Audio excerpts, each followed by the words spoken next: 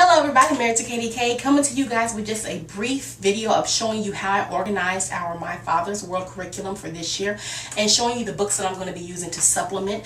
Again, my collection grows, so this will probably change, but that's the great thing about it. I'm able to adjust things to what my son needs, and we'll be moving up in places. We'll be staying on the first grade level in some places, moving up in some places. So stay tuned if you're interested in seeing how we organized our My Father's World and some of the plans that we have for this year. All right.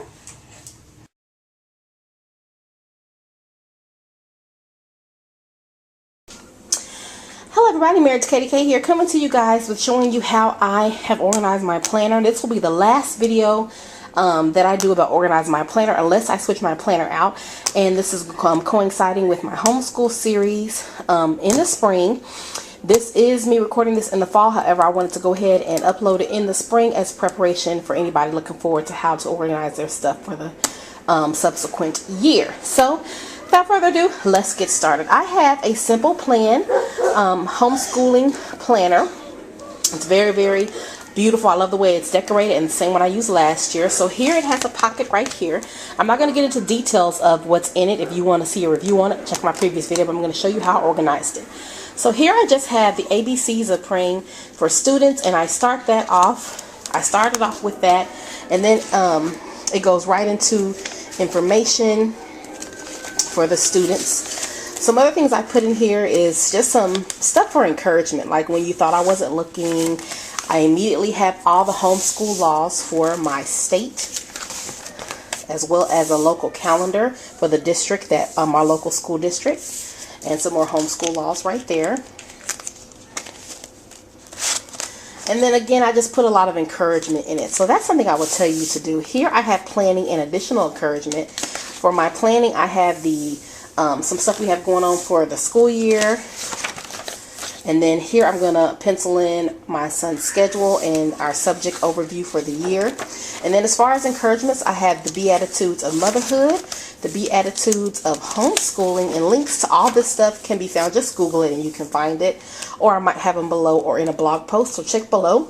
A Homeschool Mother's Miracles Come in Cans. Super Mom versus Abiding Mom. This is phenomenal. I read this daily. Then I created a tab for unit studies, and this is my unit study form I'll be using this year. I also have a tab I created for field trips, and this is the field trip form that I'll be using this year. And I like it because it's a half sheet other than the full sheet, and I can add additional notes down here or additional sheets because we did 8 field trips last year. Then it goes right in here to the monthly tabs. So I love the fact again that it has the scripture that coincides with each month. For the calendar, I put my menu on my calendar, and then we go right into weekly assignments. So for example, this is just a thing of weekly assignments. I have my subjects here. I fill in all my weekly assignments, spelling words here, any notes right there. Okay, so now let me show you how I've organized the rest of our curriculum. As you guys know, we are using My Father's World. This year we're in Learning God's Story. So here I have the teacher's manual. I have my page marked off with a bookmark here. So I just flip that up, open to the week that we're on. So let's say we're on week 7. That's what I put it on for the video. And I just go here. I can see a quick view of the calendar. And then this is detailed notes of what we will be doing that week. This is the student workbook. And we just simply put a bookmark in it. And then we can just open it up to coincide with the lessons and get that all done. The same thing with our art book. I have it marked with a bookmark for the lesson. So for example, if we were doing the lesson here, I would just have this marked, and then I could read what I need to read to teach, and then we would go right into the lesson. Same thing with the complete book of math. We do use this occasionally. So I have it right now bookmarked at the geometry section. These are just examples. So I have it bookmarked at the geometry section, and I would just take the complete whole bookmark off because that whole section is bookmarked. And then I can go right into different things, like this is shapes. And so this is showing me how to do those lessons. Okay, so this is how I have our work separated. This year my son decided that he wanted to do his folders by subject. So here we have our warm-up folder, and right here I just have a workbook. This is good for the days that we don't have manipulatives as warm-ups. This is a workbook that we will be getting ready to start here, and this is just little first grade activities. Some of it we done. Some of it we haven't, and then he can always color in the rewards chart. At the end of each workbook, he gets a major reward of his choice. And in this folder, he wanted it to be his reading, language, arts, writing type folder. So here I just have some reading rewards. We are in conjunction with the Chuck E. Cheese rewards. We are also doing Book It, an ice cream reward system, as well as a Six Flags reward system for free tickets. So this book, this folder also has his work from the student sheets for My Father's World, in addition to anything I will be supplementing. Like we'll be supplementing, I'm recording this in the fall, so we're going to be doing a fall word search puzzle. And then here I have a reading book that we are doing to help us with that. And then the last folder that we use is this one, and this one we'll be using for our math. So right now we have a time and money workbook, in addition to subtraction workbook, which we mainly use for quick math, get your brain going real quick, warm-ups, because this is a lower level for than what he's at.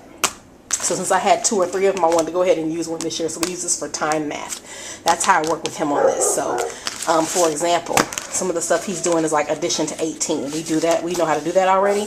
So I will give him 3 minutes to complete this. And then as he gets better, then okay, so and then maybe he'll have 2 minutes and 30 seconds to complete this page. It's the same amount of problems. And then we do it like that. Last but not least, for My Father's World, we have the student sheets. And here I have the student sheets just with a major clip on them, and I just take it apart for the week because I do not have it put in a binder this year because I'm going to use that binder for his portfolio. So a lot of these are these are all the student sheets, and a lot of these can honestly be recreated if you had some. I'm not saying to Xerox them, but you can honestly just create your own. This is a scripture sheet they have in My Father's World in the pages, but honestly you can recreate this yourself, or you can honestly just use a journal to write the stuff in. And this is our journal we'll be using for the entire year. So in this we have all of our science work. Basically, whenever we learn a new thing, we like to draw a picture of it and a sentence about it. So these are types of matter. So for gas, how you can see he has the gas coming out of somebody's mouth.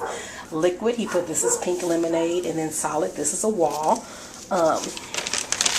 Here are the molecules and what they will look like for solid, liquids, and gas. And we also use this for story time as well. And I do not have the journal section off, but you are more than welcome to get a notebook that has subjects and section it off like that. And excuse the dogs, they're going off on somebody. So here is from the book Quite Enough Hot Dogs, and there was a story called Bubble Trouble. So I'm going to give you a second to look at this picture and see if you can kind of figure out what happened in the story. The key word he put here was pop. You see a little boy, and he has a hat on. And these little circles are bubbles. And this is a tree. And as you can see, the bubbles are going up there, and they're popping, and the little boy is sad. So for his sentence, he put, blowing bubbles makes him happy. And I started this one off because this was at the beginning of the year. And then he wrote the second sentence, when bubbles pop, it makes him sad. So these are just some things that you can do. This is another one from another story in the book. So I'm going to give you a second to look at the picture and see if you can figure it out. Use your inferencing skills. Infer, infer, infer. Jordan's sick, silly day. My name is Jordan. I am sick. I cannot go outside and play with my friends. So I used my imagination to play games. Now I feel better. So this just gives him an idea to reiterate what he has read in the story. And this actually does teach him how to write a summary. So he's learning so much when he does this.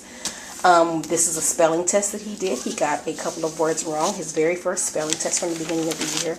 So we use this for a lot. This is something in social studies where we're learning how to be a good citizen. So this is basically it, guys. Just want to give you a brief video of how I organize my planner and how I organize my curriculum for My Father's World. It's pretty much going to be the same thing every year.